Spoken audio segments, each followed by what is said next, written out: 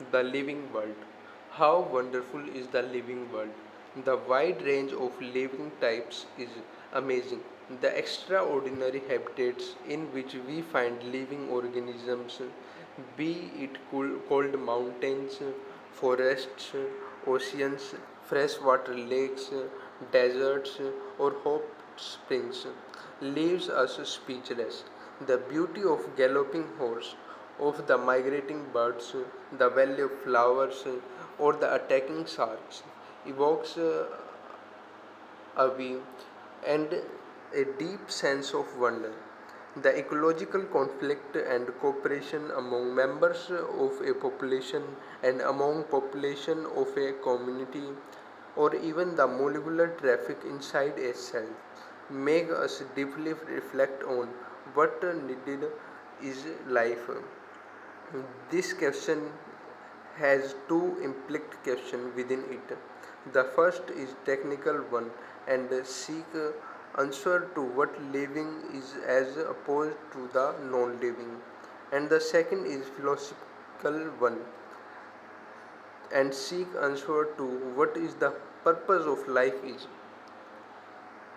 As scientists, we shall not attempt answering the second question.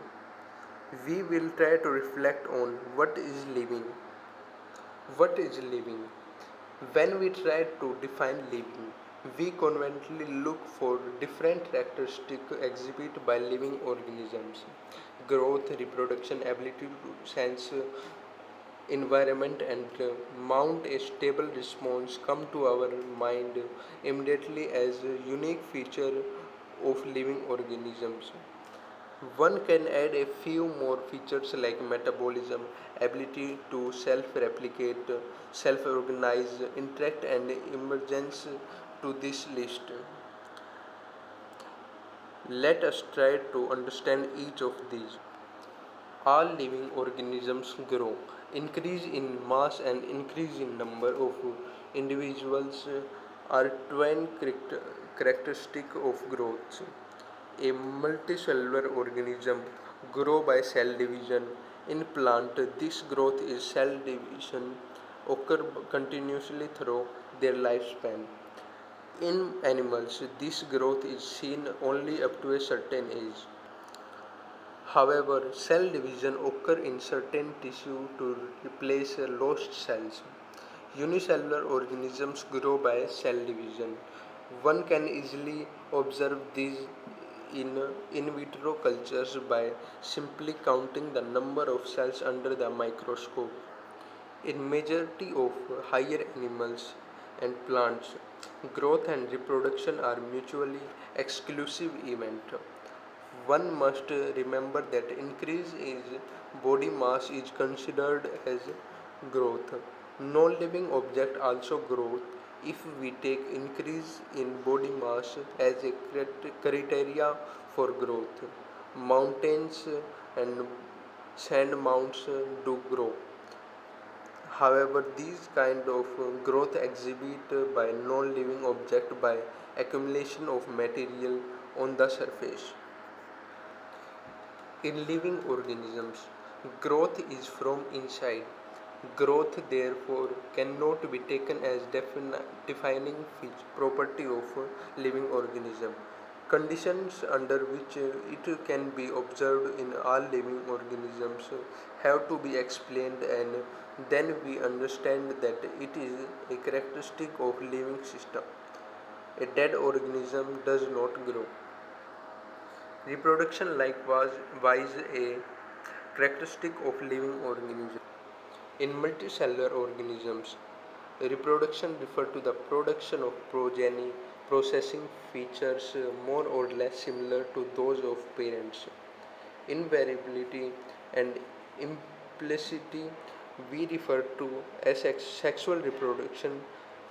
Organisms reproduce by asexual means also.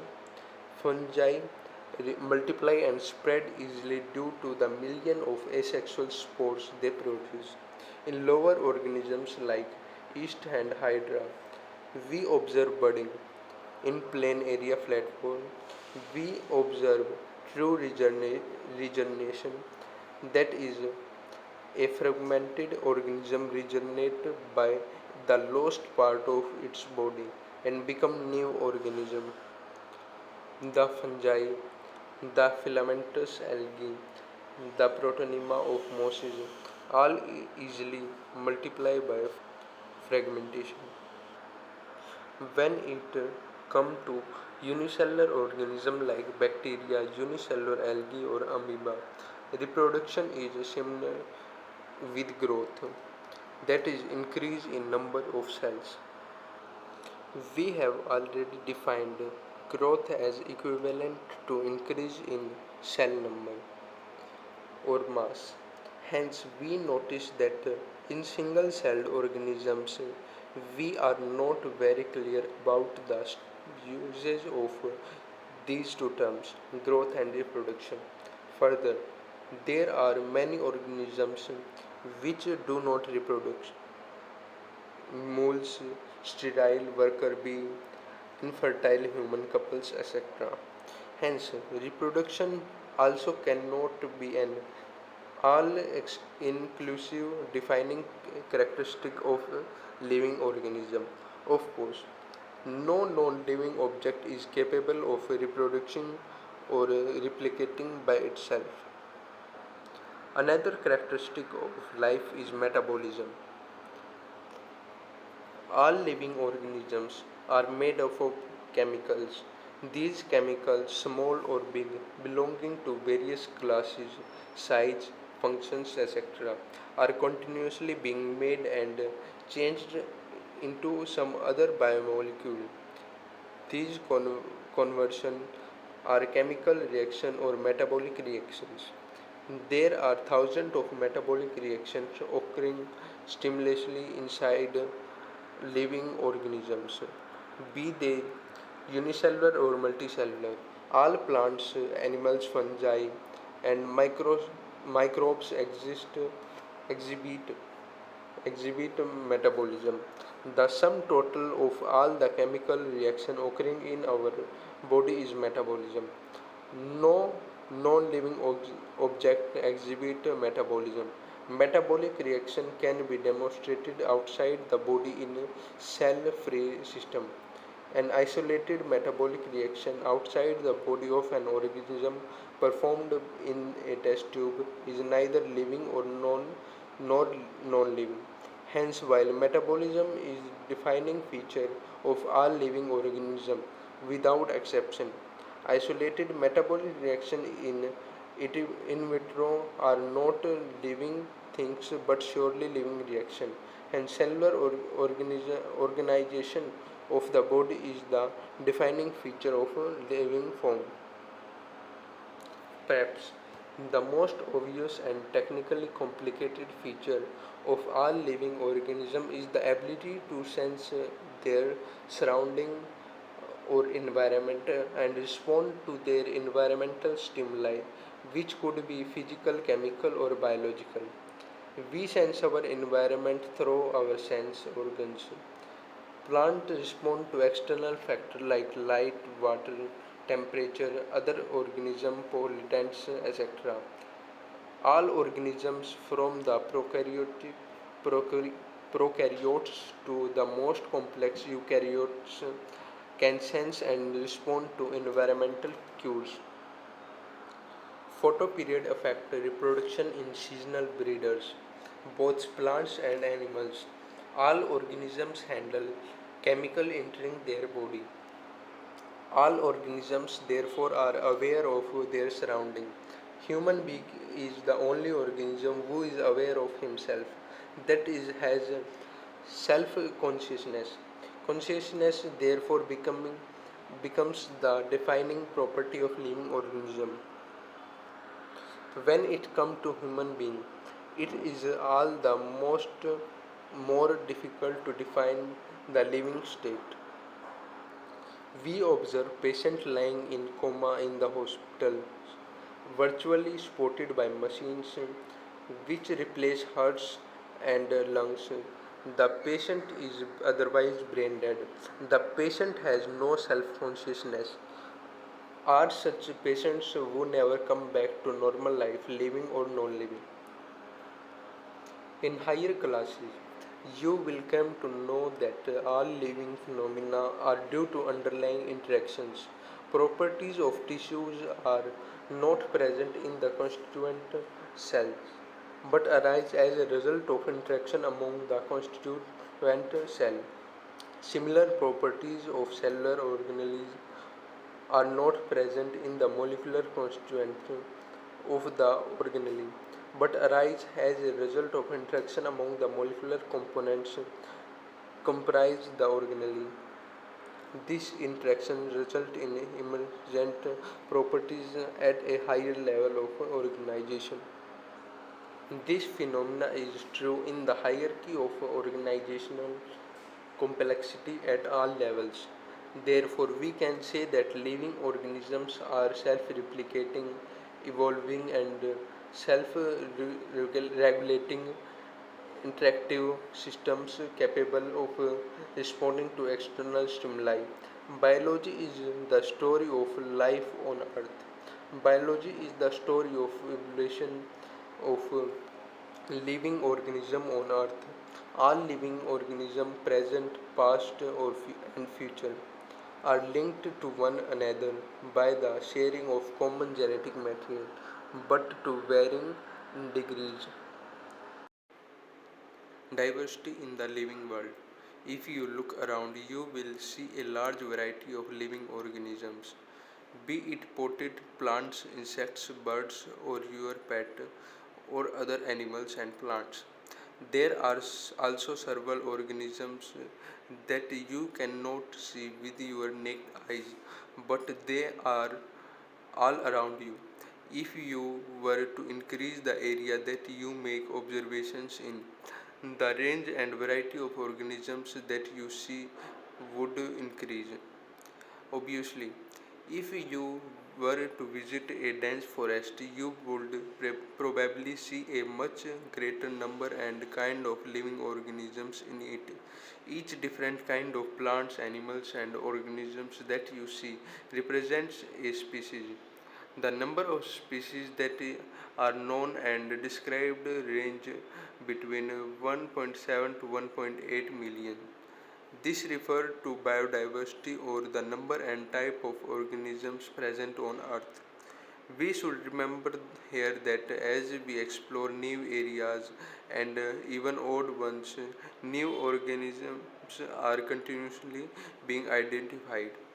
As stated earlier, there are millions of plants and animals in the world.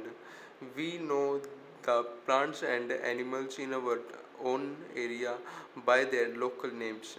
These local names would vary from place to place, even within a country. Probably you would recognize the confusion that would be created if we didn't find ways and means to talk to each other, to refer and organisms we are here talking about. Hence, there is a need to standardize the naming of living organisms such that a particular organism is known by the same name all over the world. This process is called nomenclature. Obviously, nomenclature or naming is only possible when the organism is described correctly and we know to what organism the name is attached to. This is identification. In other in order to facilitate the studies, number of scientists have established procedures to assign a scientific name to each known organism. This is acceptable to biologists all over the world.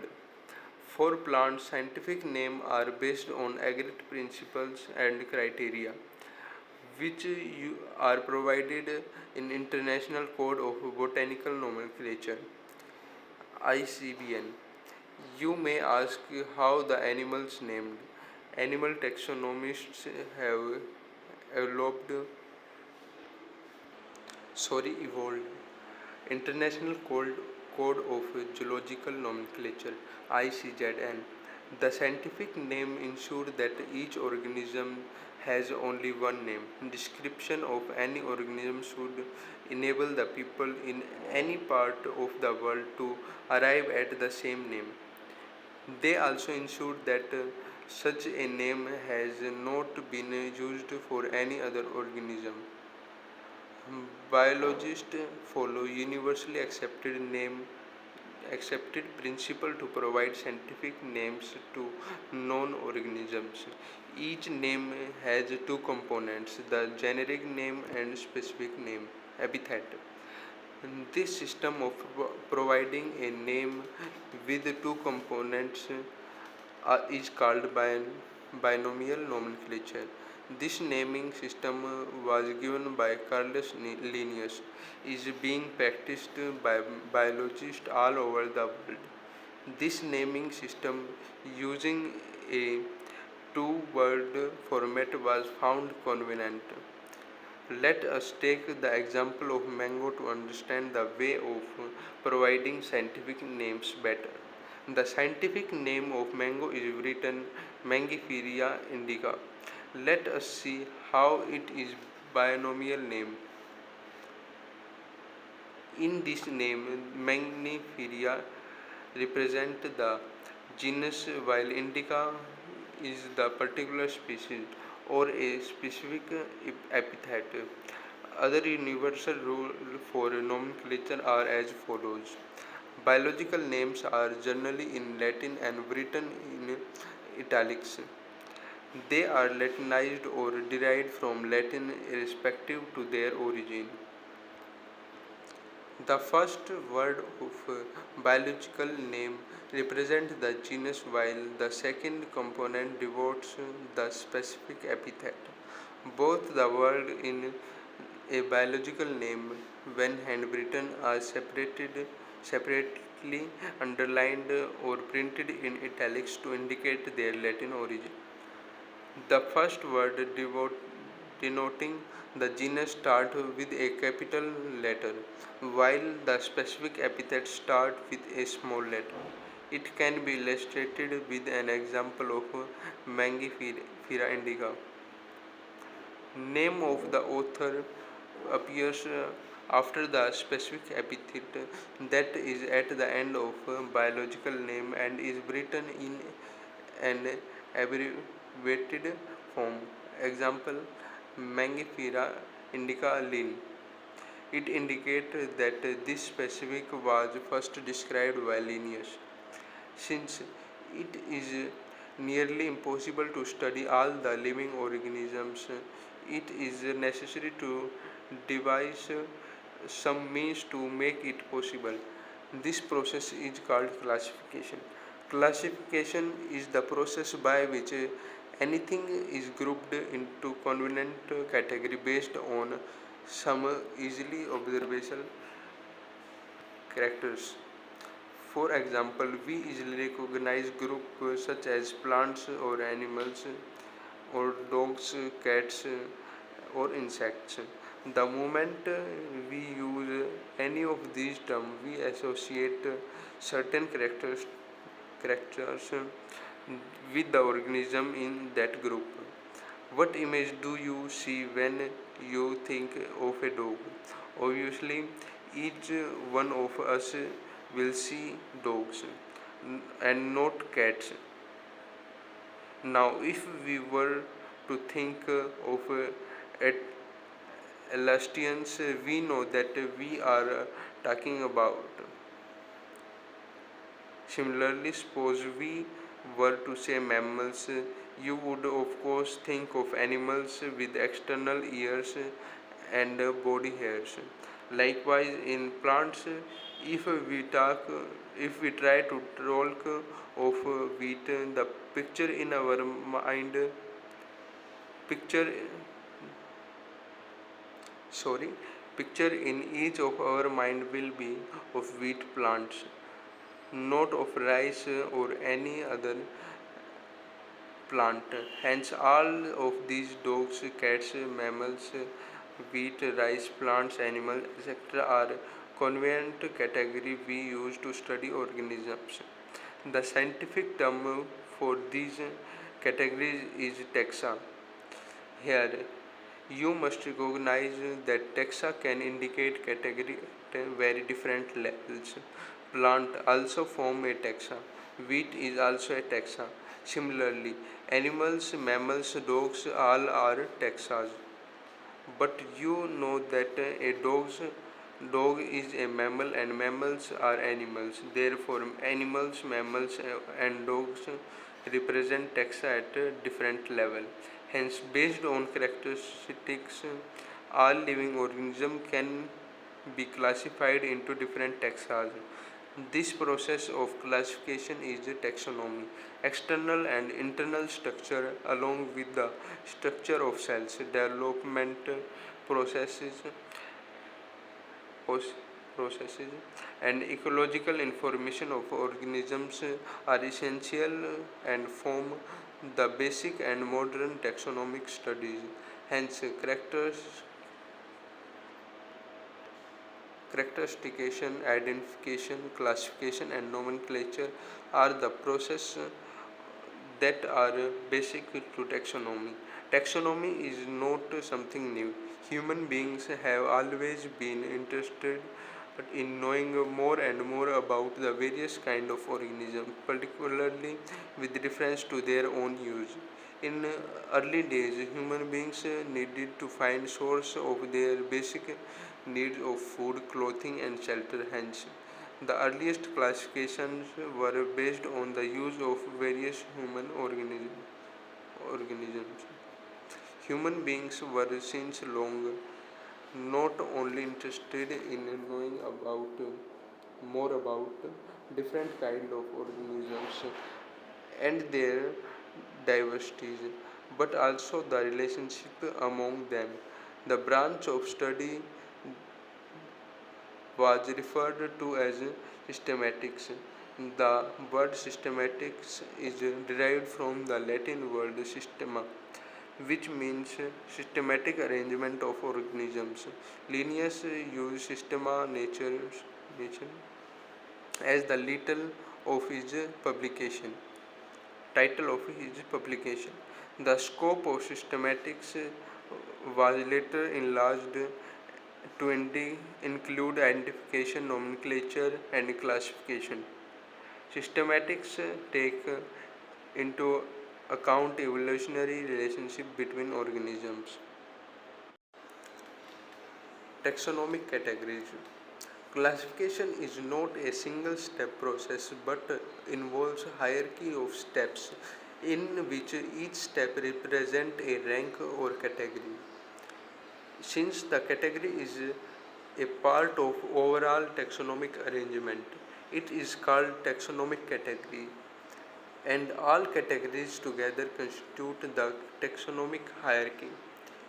Each category referred to as a unit of classification, in fact, represents a rank and is commonly termed as taxon. Taxonomic categories and hierarchy can be illustrated by an example. Insects represent a group of organisms sharing common features like three pairs of legs. It means insects are recognizable concrete objects which can be classified and thus were given a rank or category. Can you name other such groups of organisms? Remember, groups categories represent category. Category further denotes rank. Each rank or taxon in fact represent a unit of classification.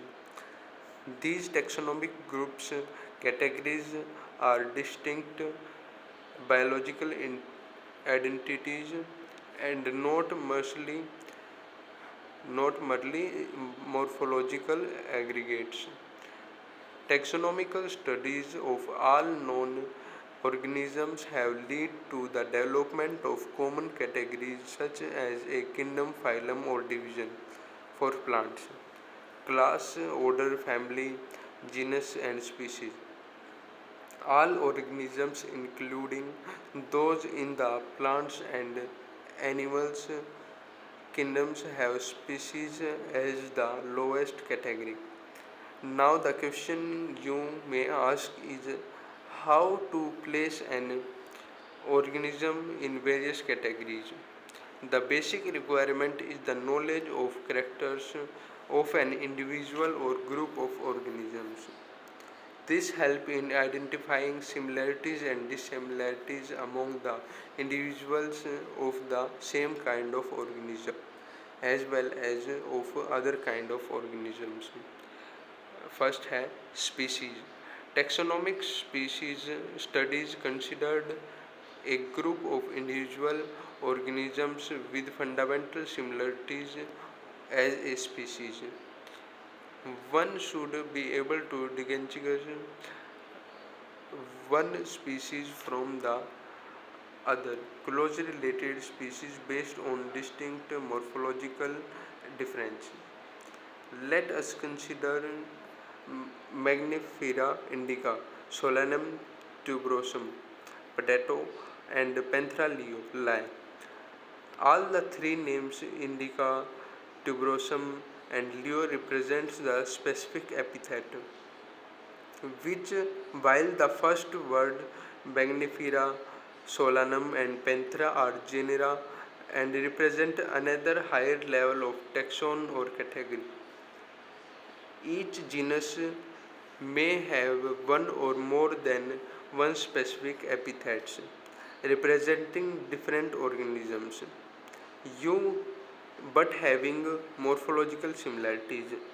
For example, has another specific epithet called tigris, and Solanum includes specific like nigrum and milongena. milongena.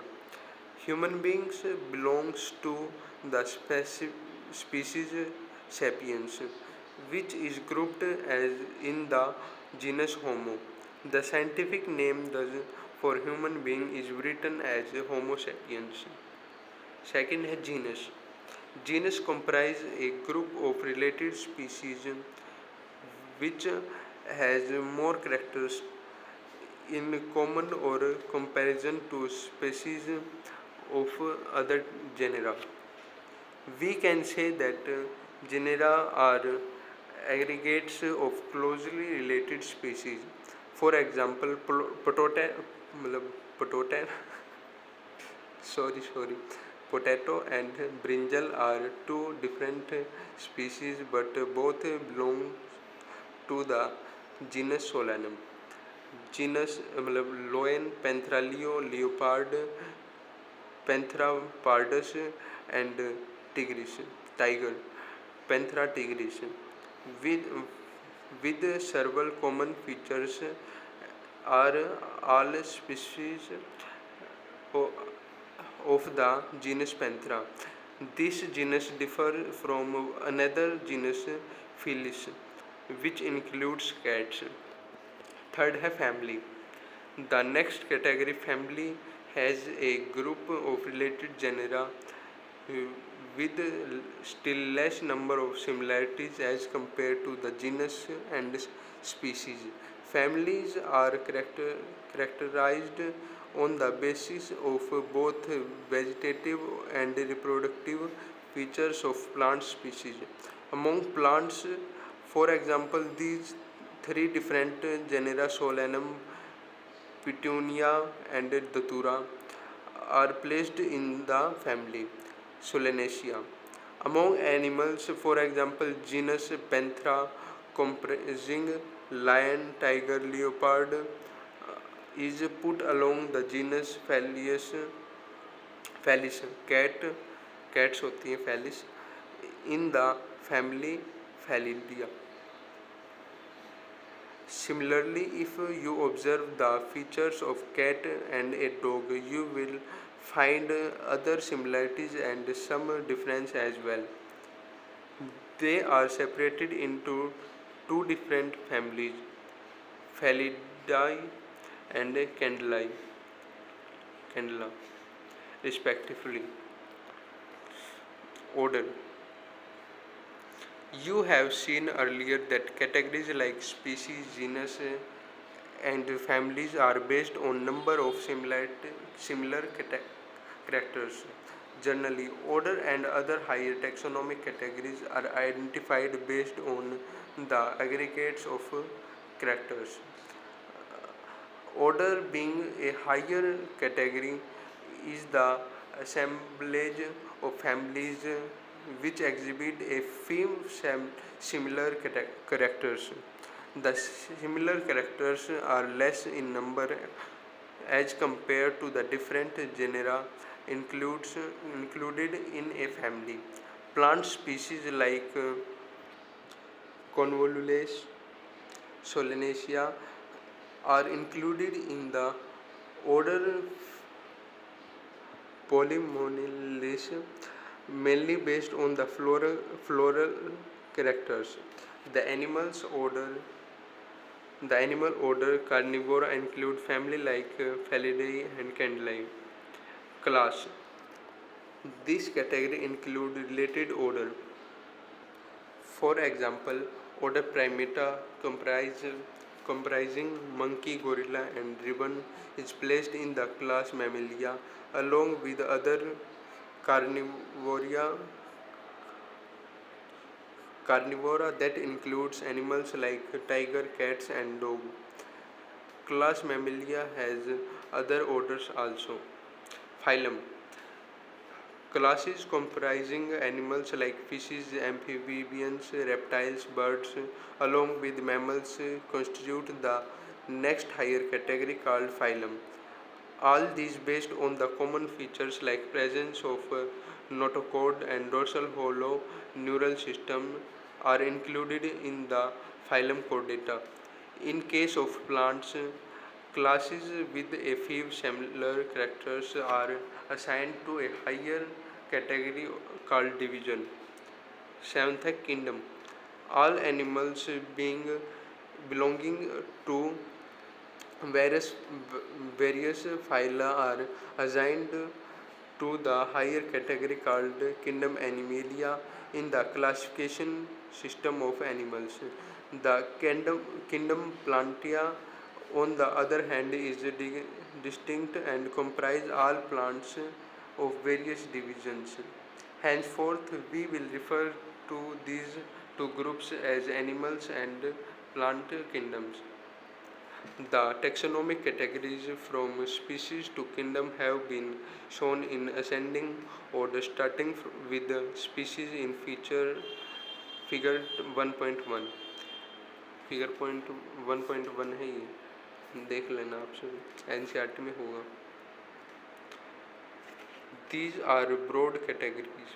However, taxonomists have also developed subcategories in this hierarchy to facilitate more sound and scientific placement of various taxa. Look in the hierarchy in figure 1.1.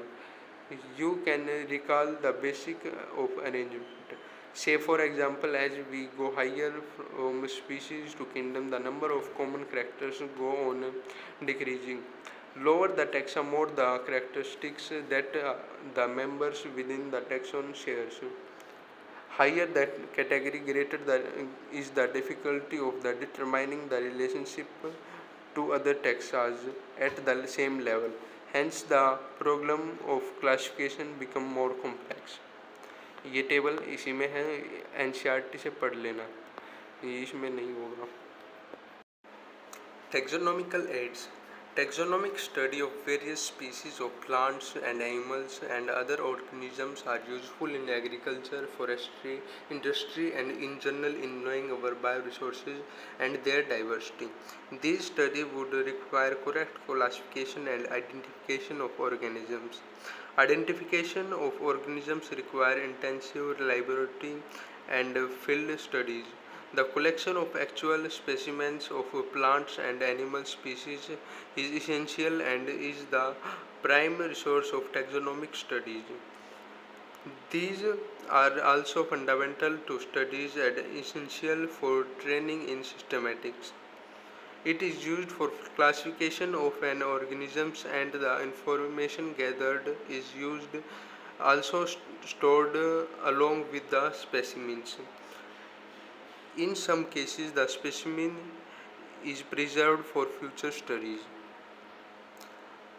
Biologists have established certain procedures and techniques to store and preserve the information as well as the specimens. Some of these are explained to help us understand the usage of these aids. Herbarium. Herbarium is the storehouse of collected plant specimens that are dried, pressed, and preserved on sheets. Further, these sheets are arranged according to universally accepted system of classification. These specimens, along with their descriptions on herbarium sheets, become a storehouse or repository for future use. The herbarium sheets also carry a label providing information about date and place of collection, English local and botanical names, family, collector name, etc. Herbaria also serve as quick referral system in taxonomic studies. Second है botanical gardens. These specialized gardens have collections of living plants for reference.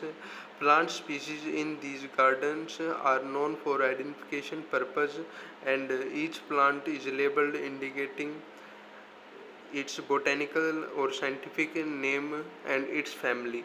The famous botanical gardens are at Kew, England, Indian Botanical Garden, Howard, Indian, and at National Botanical Research Institute, Lucknow, India.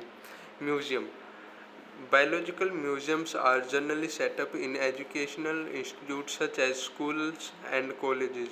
Museums have collections of preserved plants and animal specimens for study and reference. Specimens are preserved in the containers and jars in preservative solutions.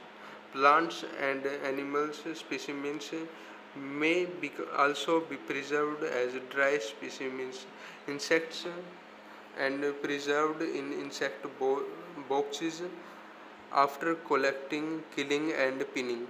Large animals like birds and mammals are usually stuffed and preserved. Museums often have collection of skeletons of animals too. Zoological parks. These are the places where wild animals are kept in protected environments under human care and which enable us to learn about their food habits and behavior. All animals in zoo are provided as far as possible. The conditions similar to their natural habitats. Children love visiting these parks, commonly called zoos. Key. Key is another taxonomical aid used for identification of plant and animals based on the similarities and dissimilarities. The key are based on the contrasting characters, generally in a pair called couplet. It represents the choice made between two opposite options. The result in acceptance of only one and rejection of the other. Each statement in the key is called a lead. Separate taxonomic keys are required for each taxonomic category, such as family, genus, and species for identification purpose. Keys are generally analytical in nature. Flora, manuals, monographs, and catalogs are some of other means for recording description. They also help in correct identification. Flora contain the actual amount of habitat and distribution of plant of a given area. These provide the index to the plant specimen found in a particular area. Manuals are useful in providing information for identification of names and names of species found in an area. Monographs contain information on any one taxon. Summary है इस chapter की. The living world is rich in variety. Millions of plants and animals have been identified and described, but a large number still remain unknown. The very range of organisms in terms of size, color, habitat, psychology, and morphological features made us seek the defining characteristic of living organism. In order to facilitate the study of kinds and diversity of organism, biologists have evolved certain rules and principles for identification, nomenclature, and classification of organism. The branch of knowledge dealing with these accepts is referred to as taxonomy. The taxonomic study of various species of plants and animals are useful in agriculture, forestry, industry, and in general for knowing our bioresources and their diversity. The basic of taxonomic like identification, naming, and classification of organisms are universally involved under international codes based on resemblance and distinct difference. Each organism is identified and assigned a correct scientific or biological name comprising two words as per the binomial system of nomenclature. An organism represents and occupy a place or position in the system of classification. There are many categories rank and are generally referred to as taxonomic category or taxa. All the categories constitute a taxonomic hierarchy. Taxonomists have developed a variety of taxonomic aids to facilitate identification, naming, and classification of organisms.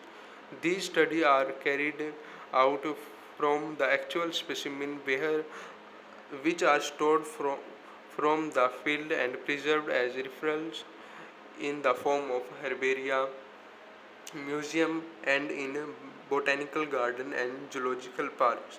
It is required it requires special technique for collection and preservation of specimens in herbaria and museum.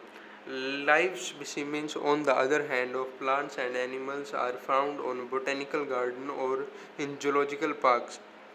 Taxonomists have also prepared a disseminate information through manuals and monographs for future taxonomic studies. Taxonomic key are tools for help of identification based on characteristics. Thank you. इसी के साथ ये chapter समाप्त हुआ. धन्यवाद. जय श्री राम.